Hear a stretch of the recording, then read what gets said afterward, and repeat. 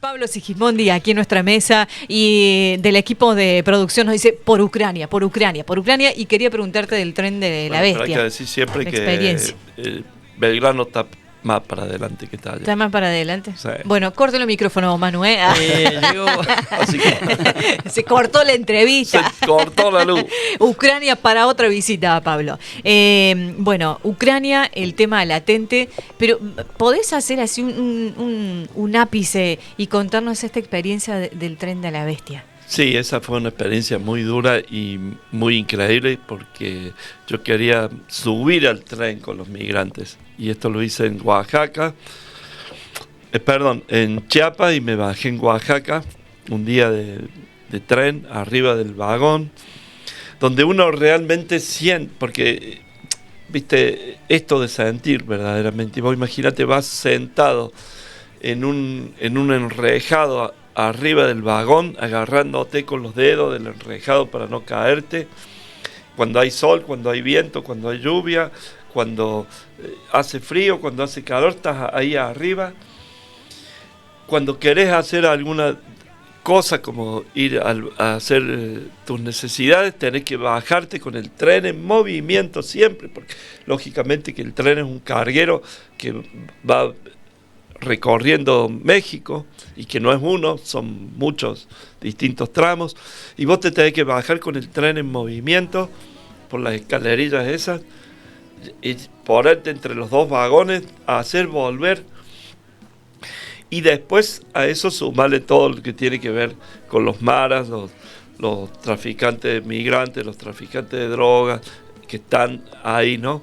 Yo tuve una experiencia, iba muy bien hasta que me empezaron a ver con la cámara porque quería hacer fotos, lógicamente, y había preguntado previo para poder hacer fotos y me habían dicho que no había problema, y en un momento pongo la cámara así para hacer una toma para un sector que sería como hacia la dirección del sur, y una de las personas que estaba ahí, una persona muy robusta, llena de tatú, me empezó a decir de todo, hasta que finalmente me obligaron a largarme del tren. Me acuerdo que yo le dije, pero ¿cómo me voy a largar? Me voy a matar, espera que el tren vaya más despacio.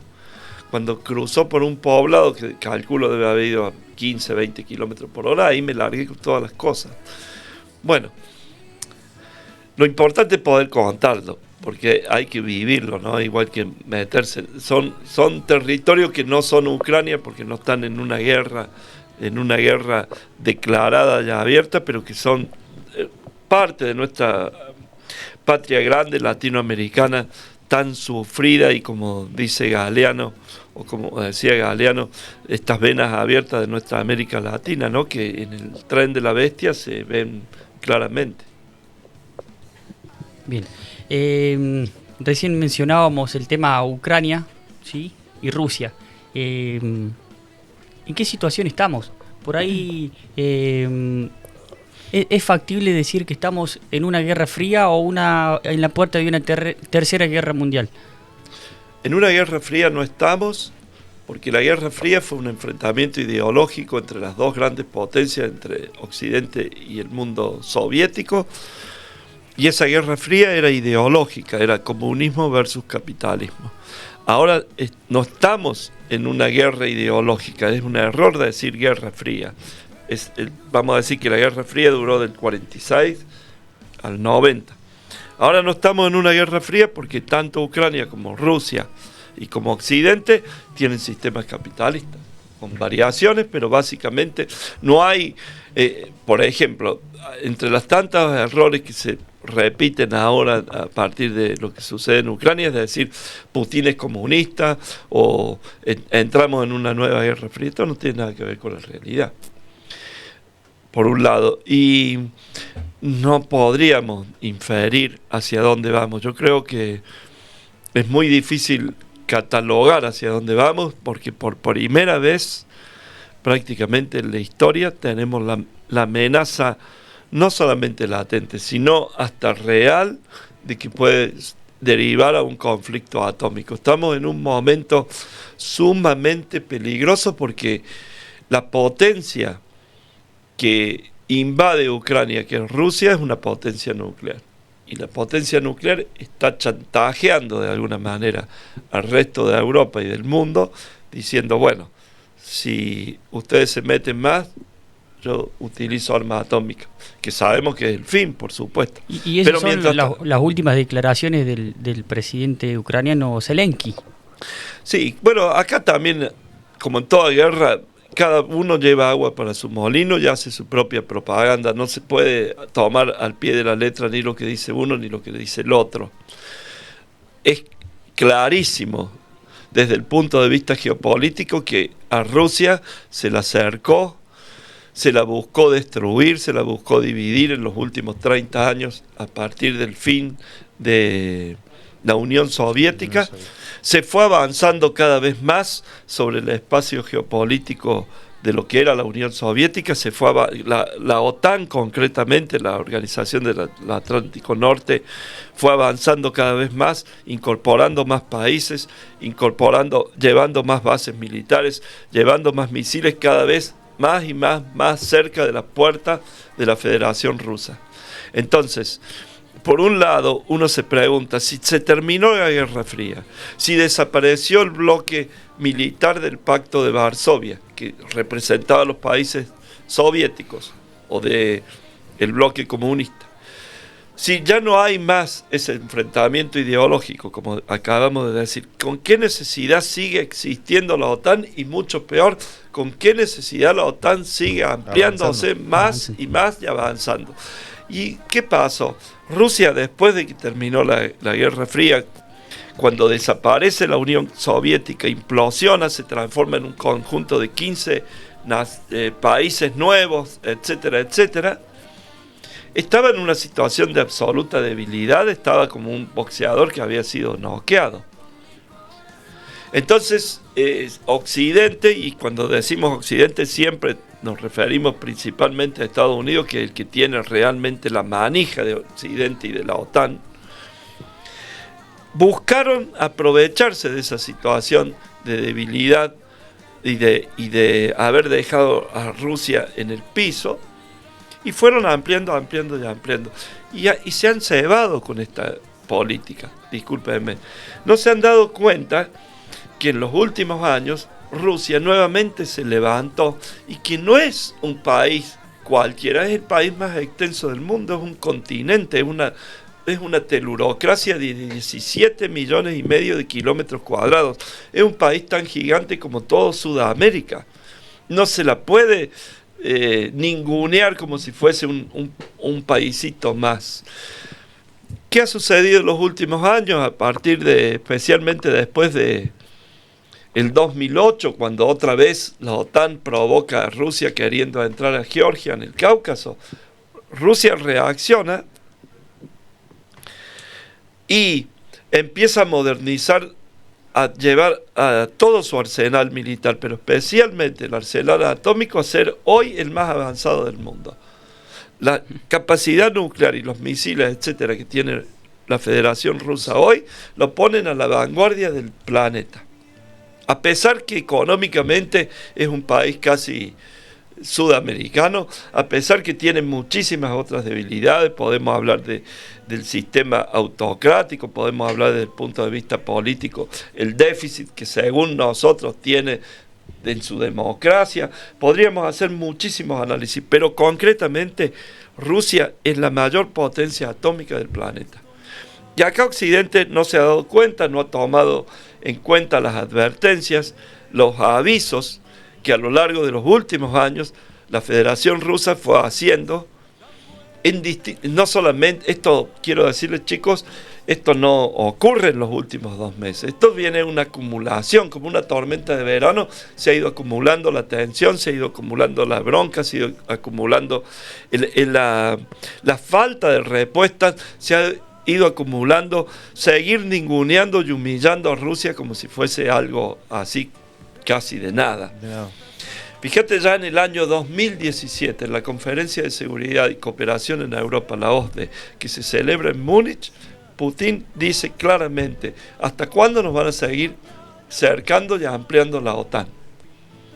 Bien. Y esto nadie le da corte. Nadie lo dice tampoco. Y lamentablemente para ir concretamente a Ucrania, Ucrania es un país partido, es un país que desde el punto de vista lingüístico tiene dos porciones muy diferenciadas, una rusa y una netamente ucraniana.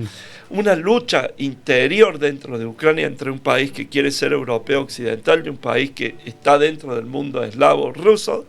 Y en esa lucha, después del 2014, el golpe de estado del Maidán y el triunfo del sector pro-atlantista, pro-occidental, se sigue avanzando y se sigue provocando a Rusia y que va a entrar a la OTAN y demás. No estamos justificando para nada la invasión y la locura de la guerra, que además es una guerra fratricida, es una guerra entre dos hermanos gemelos, porque para cualquiera de los que hemos visitado todo el espacio soviético, nosotros sabemos, si ustedes hoy se van a Ucrania, o se van a Bielorrusia, o se van a Rusia, y no distinguen mucho, no nos vamos a dar cuenta en cuál país estamos, porque son prácticamente los mismos, forman una civilización, una cultura de 1000 años de antigüedad, donde los une el cristianismo ortodoxo, los une el mismo alfabeto, el mismo grupo étnico eslavo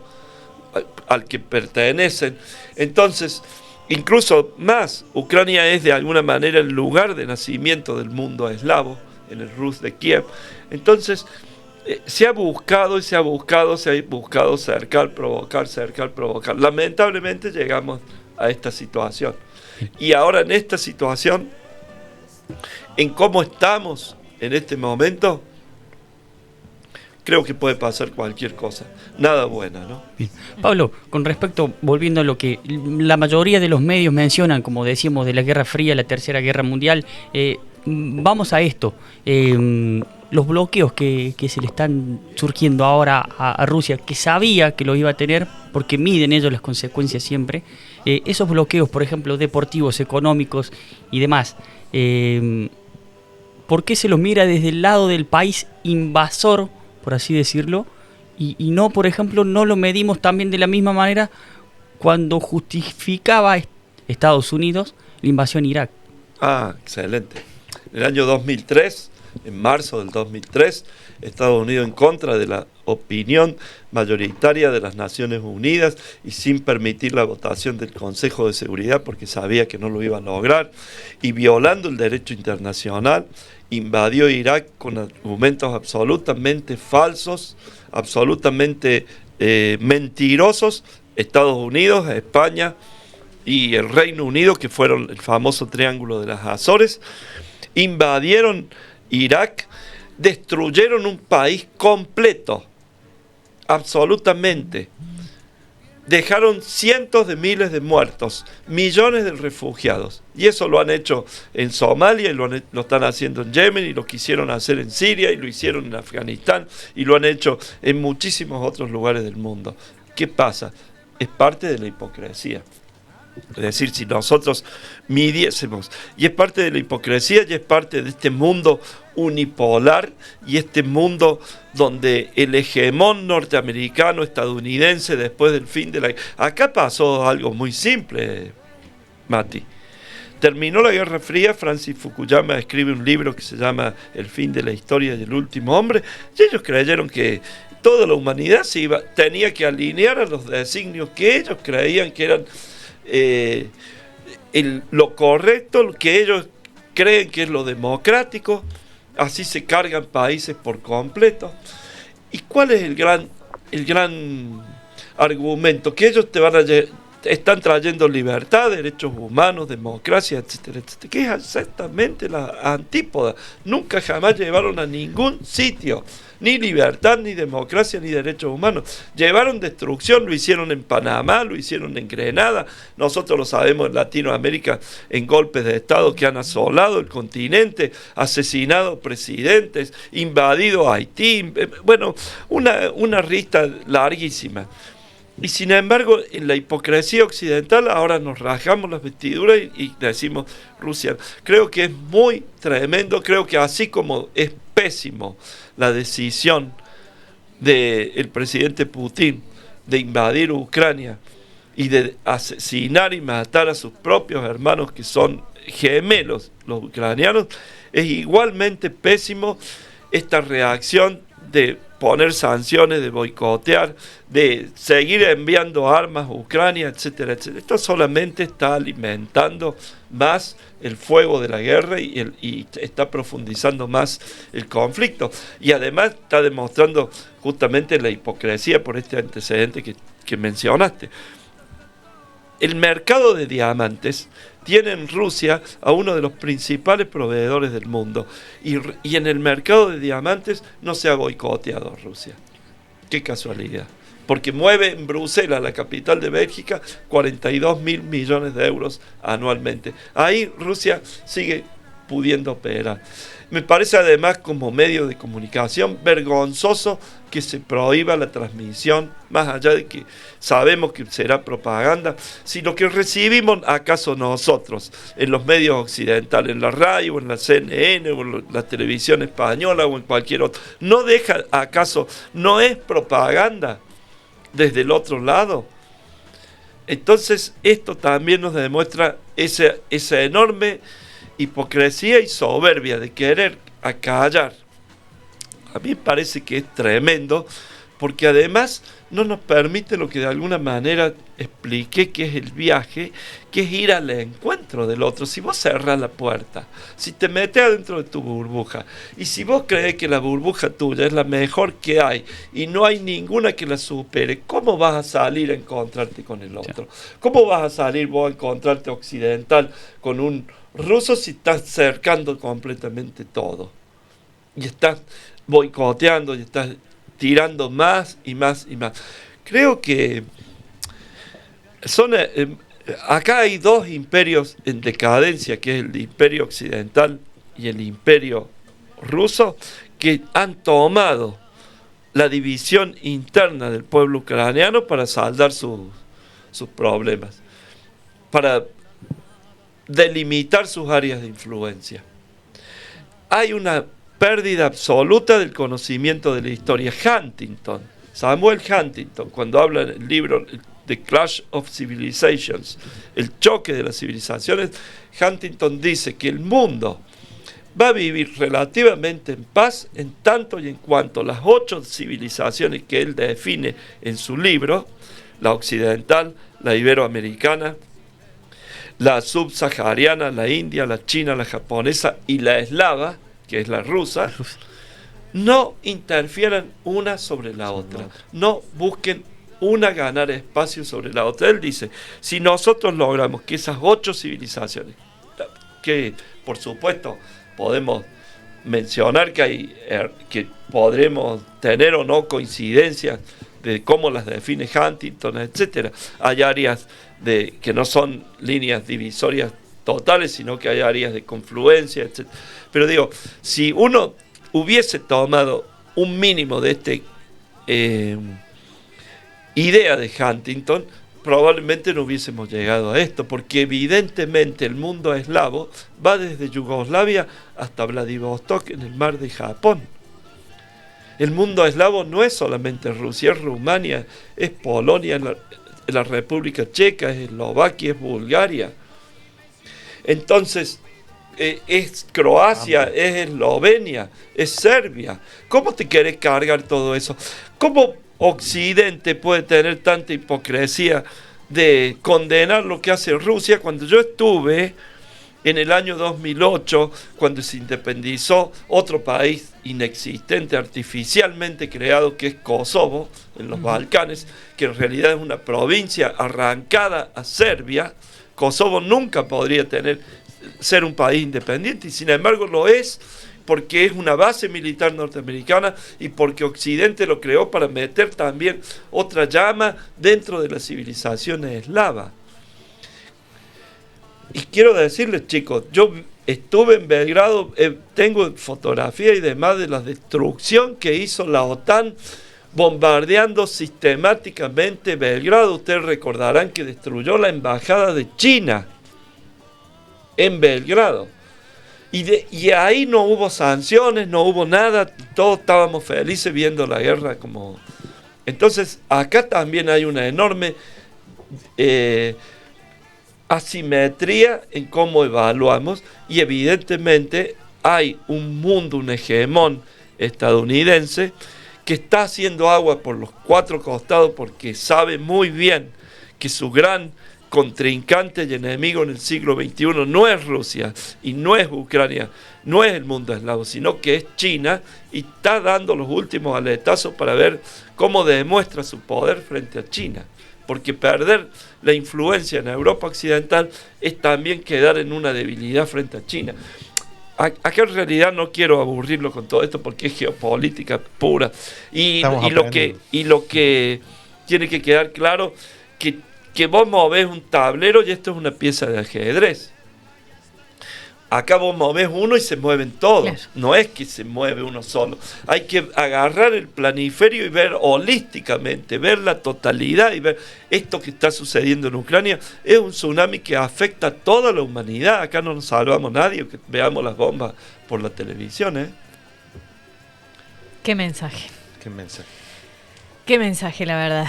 13, 4 minutos. Creo que tenemos unos minutitos más porque pudimos enfrentar la tormenta del inicio, arrancando un poquito más tarde. Entonces, hemos pedido un permitido ahí para ver si podíamos estirarnos un poquito. Y bueno, la gente de la producción nos ha dado ese permitido, esa yapita para el final. Así que le vamos a pedir a Manu si podemos irnos a una pausita musical. Realmente no tiene desperdicios escucharlo a Pablo, ¿no? La verdad que no. Tal cual. ¿Cuánto aprendemos? Nos faltarían... ¿Cuánto tiempo te quedas por acá, Pablo? ¿O es hasta que termine el almuerzo ahí con...? No, termina el almuerzo, pero si Dios quiere, vamos a organizar con la cooperativa, vamos a organizar actividades, porque me gustaría volver como vine hace muchos años atrás, y volver a poder traer material, volver a quedarme una semana completa, hacer un curso, hacer un seminario con los chicos de los colegios, con los chicos de los terciarios, poder con la sociedad, abierto a la sociedad, abierto a toda la comunidad que está en el departamento, que está cerca de aquí, y poder, porque en esto que explico tan rápidamente, así que se me va.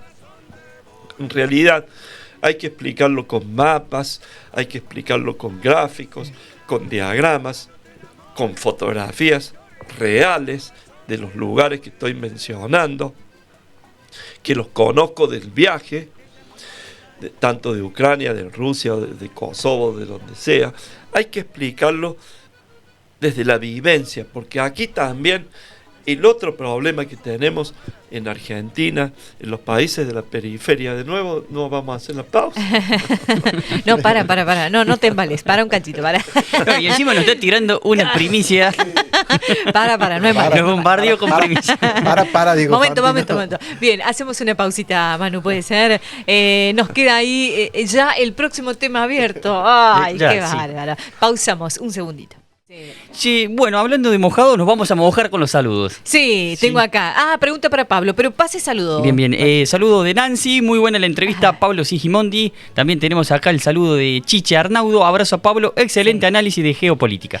Saludos de parte de José Luis, le manda muchos saludos a Pablo. JL, sí, conocido. Muchas gracias a todos los saludos. Sí. Nadie te invita a comer, solamente los saludos, no, con los saludos no hacemos nada, que inviten a comer. No hay helado, no hay chocolate, nada. Bueno, pregunta para Pablo, dice, ¿cuál ha sido el lugar que les resultó más difícil ingresar y por qué? Pregunta Sandra. Probablemente Corea del Norte.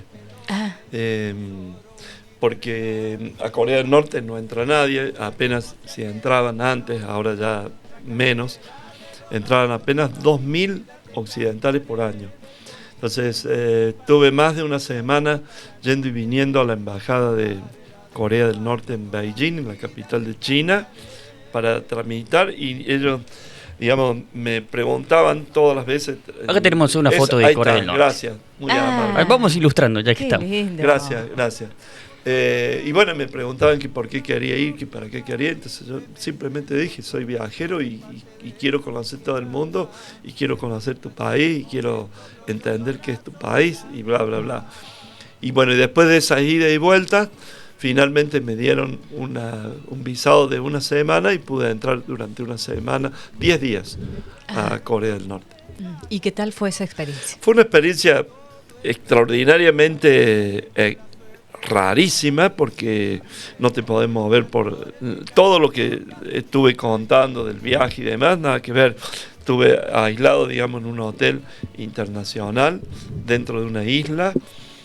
No podía asomarme por la ventana, no podía sacar fotos, solamente se puede hacer fotos donde ellos te dicen y te permiten. Todas las visitas que hice, fuimos a la frontera con Corea del Sur, fuimos a Kaesong, fuimos por Seúl, a los monumentos, a la tumba de Kim Il-sung, el fundador de Corea del Norte, al estadio Arirang, a ver los Juegos Arirang en Pyongyang. Visitamos muchísimos lugares relacionados a la guerra de Corea, la de los 50. Visité el portaaviones Pueblo, que fue el que le tomaron a los norteamericanos y está transformado en un museo en la capital. Pero siempre con guía y con acompañamiento. Yo no podía hacer nada, absolutamente nada por mi cuenta. Una sola vez que asistimos a un lugar en un obelisco que está en la capital y que es uno de los más altos del mundo, 200 y pico de metros.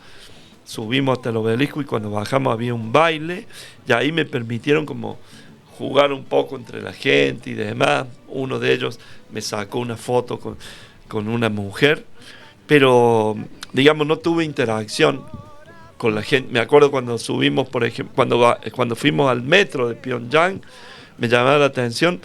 Bajábamos las escaleras mecánicas porque el metro está muy profundo, es un refugio como sucede en Ucrania ahora, por ejemplo, y la gente va toda con la cabeza baja, nadie interactuaba, nadie buscaba nada, es como estar en un país surrealista. Qué bárbaro. Sí. ¿Y la gente ahí en el hotel, el que atendía? Sí, con ellos teníamos un diálogo mínimo, pero no digamos, sabía yo que tal hora era la comida, bajaba, comía, que tal hora salíamos a hacer tal excursión, ya estaba hecho un programa, porque no era yo solo, era un grupo de 14 extranjeros, que fuimos todos ahí, y todo estaba perfectamente planificado. Solamente cuando volvíamos a la tarde o a la noche al hotel, había la posibilidad, por ejemplo, de ir a un bar a tomar una cerveza que estaba en un subsuelo. Me acuerdo, por ejemplo, una vez fuimos en la capital, fuimos a un bar que estaba fuera, digamos, del circuito, no sé por qué causa nos dejaron bajar en ese lugar. Y en un momento, adentro, no en la calle, en un momento estábamos dentro del bar y yo pedí ir al baño. Dije, ¿dónde es el baño? Y bueno, alguien me señaló y me mandaron por esa puerta. Cuando me iba en dirección al baño, viene alguien y me hace seña y me prohibió entrar. Y demoró un par de minutos, taparon las ventanas del baño que daban hacia la calle y después me dejaron ingresar. O sea, hay un control rigurosísimo. Vos no sacas fotos donde querés, vos sacas fotos donde ellos te permiten. Es más, cuando salió el tren, esto fue en el año 2008, cuando volví, yo viajé en avión desde Beijing y volví en tren desde Beijing. Desde Pyongyang. Y cuando el tren llegó a la frontera, estuvimos 4 horas detenidos en la frontera y se revisó cosa por cosa, foto por foto, lo que cada uno había sacado y se borraban o se sacaban los chips cuando había alguna foto que no estaba dentro de las que se habían pautado, ¿no? Claro. Como yo en ese momento, hasta el año 2013, utilizaba diapositivas, cuando vino mi control, yo tenía toda una bolsa con rollo de diapositivas y era imposible, digamos, me quitaban todas las diapos o pasaba, y bueno, así llegué. Y tengo una imagen que es algo maravillosa, que es en el metro de Pyongyang, de la gente sentada así que me mira, están todos con el escudito de Kim Il-sung. Sí, sí. Probablemente la experiencia más extraña y una de las más extraordinarias que he vivido en mi vida. ¿Tuviste, aparte de miedo, ¿Peligro en algún momento de...? En Corea, No, bueno, en alguno de todos los viajes, digo. siempre. Sí, cuando uno viaja a territorio en conflicto y lo ve muy racionalmente, no te metes. Si vos entras a analizar demasiado y a ver mucho, no te podés meter, porque no es lógico.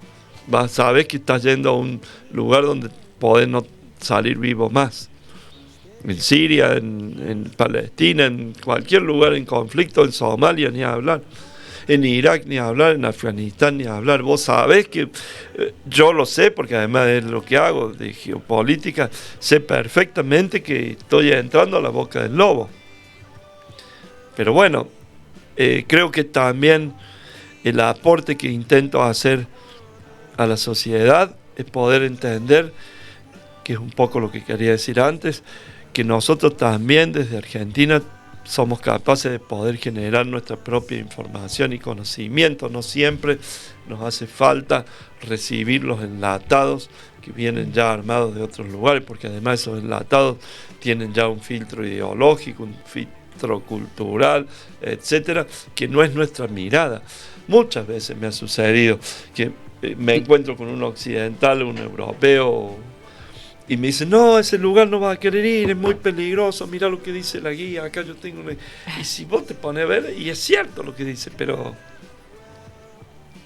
Digamos, si vos querés conocer y andar, eso... No, Hay que entrar. Hay que ir, claro, por lo menos hay que intentar ir. No digo que haya que ir. Y lo mismo pasa incluso a nivel de las comidas. No, ¿cómo va a tomar agua? ¿Cómo va a comer tal? Bueno, es lo que hay. No te podés llevar... La milanesa. La milanesa y Sí. la empanada para 6 meses. Claro. Bueno, la semana que viene se celebra, se recuerda, se conmemora en realidad el Día de la Mujer, ¿no? Que has nombrado a lo largo de tu relato, por ejemplo ahora, cuando charlabas de Corea del Norte, pero también hemos visto registros fotográficos de mujeres. Sí. Bueno, ahí vas a buscar algo. Los chicos también tienen algo por allá, te vamos a dar tiempo para que podamos encontrar la imagen que... Ah, sí, México, esta la vi recién, a ver. No andaría yo para utilera, ¿no? A ver, chicos, ahí le paso a Darío. Qué bien, a ver. Ay, sí, esta me encantó. Acá te vas a tener que dedicar... Esta era la que estaba diciendo de Corea del Norte. Ah, sí. No sé si la... Esa es la foto de Corea del Norte, está Sí, diciendo la que aquí decía Pablo. del metro.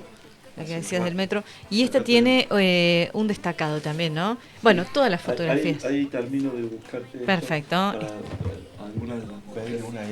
Bien, a ver acá. Acá te paso, Mati. Momento. Pase. Acá algún lío voy a Se nota hacer, que estamos en vivo, ¿no? Sí, Este era Burkina Faso con la camiseta de Nigeria, una de Por las suerte, chicas. por Ahí va, suerte, mire por esa suerte. qué buena que está Darío. Bueno, sí, bien. ahí buscamos un par de fotos, muchas gracias. Perdón. Esto que estás diciendo de la mujer, vamos a empezar diciendo que la mujer es la tierra, es la Pacha, es la Gaia, es la Mapu.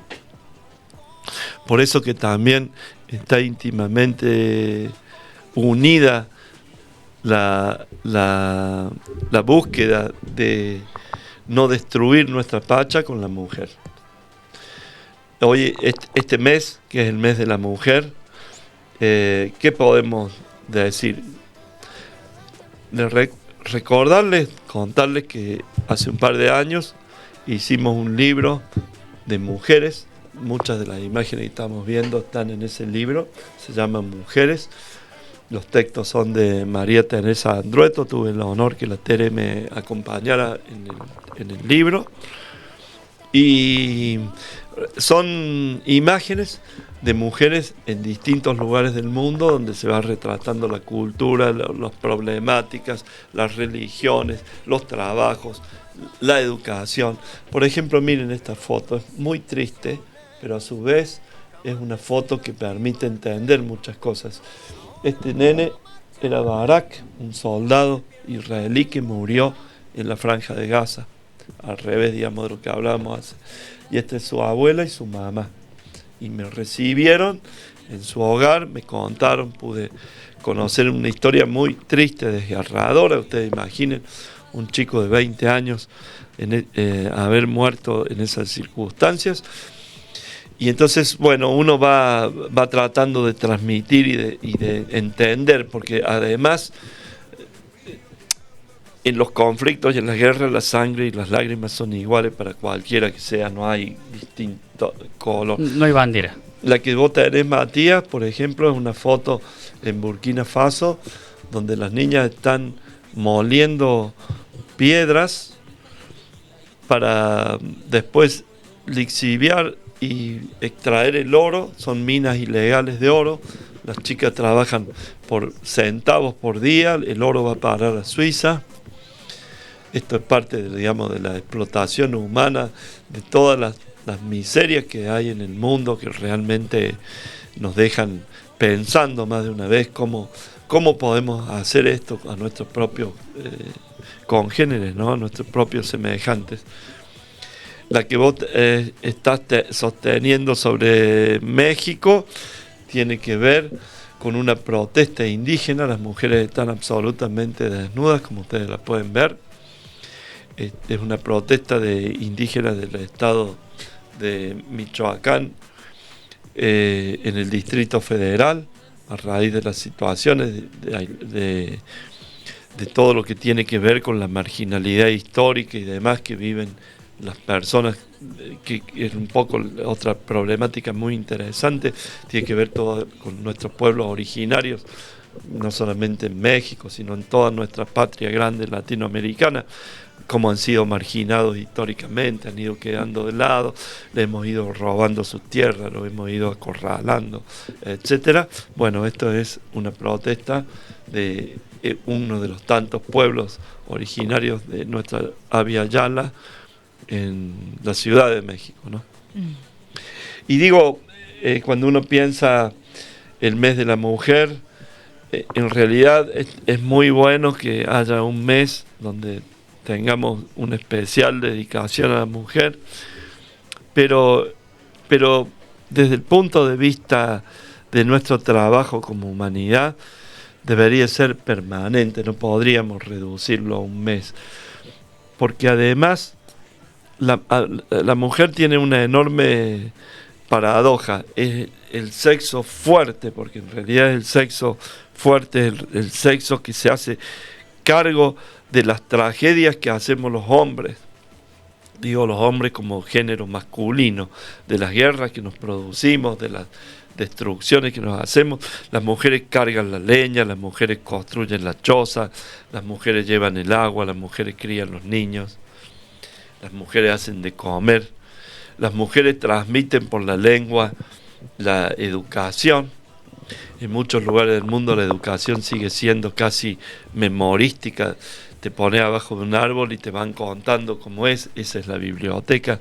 Entonces, es muy extraordinario poder recordar el mes ahora de marzo la mujer, pero en realidad como todo el tiempo la mujer, no solamente el mes de marzo, ¿no?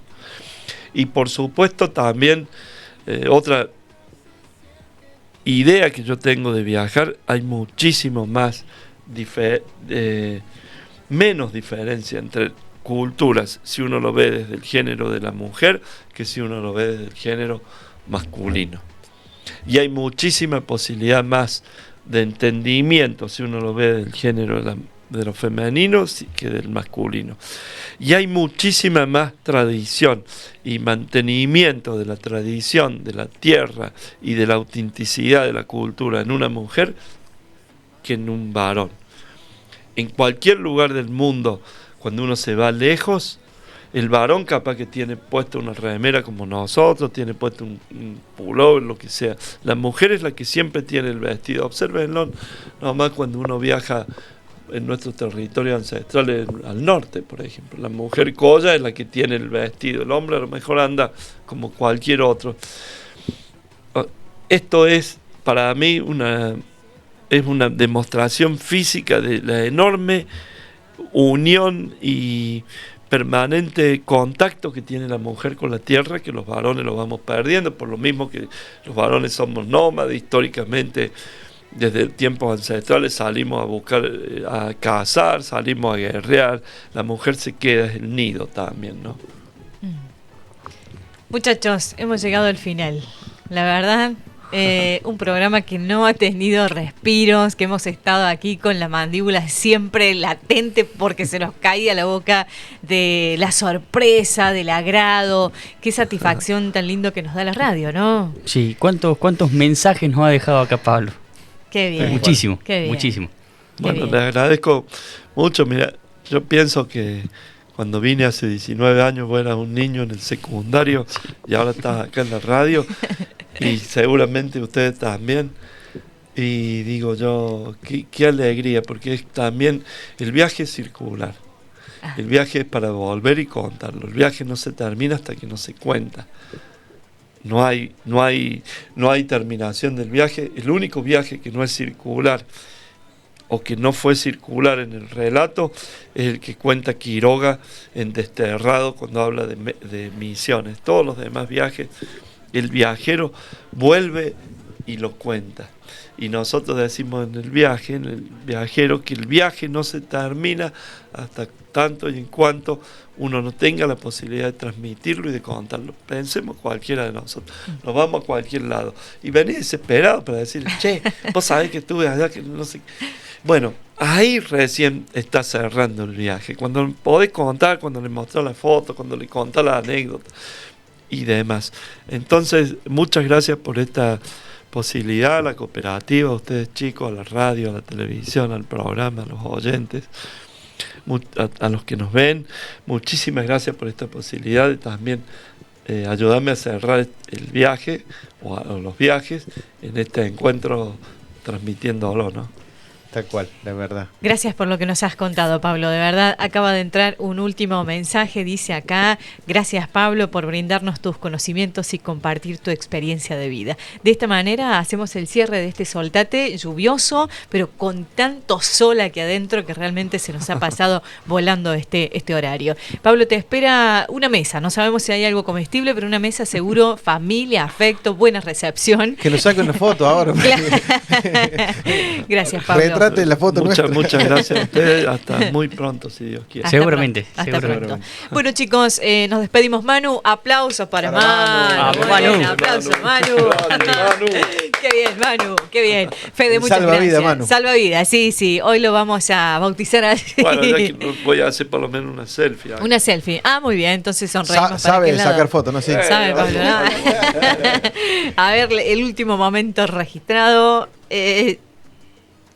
Eso, muy bien. No tiene los 5 segundos que tiene el mío, ¿no? Bueno, gente, se abre para allá el panorama. Saludamos a todos, muchas gracias. Soltate de verano. Hasta el próximo sábado, muchachos. Hasta el próximo sábado, el lunes 2 de verano y el martes ahí en La Corriente.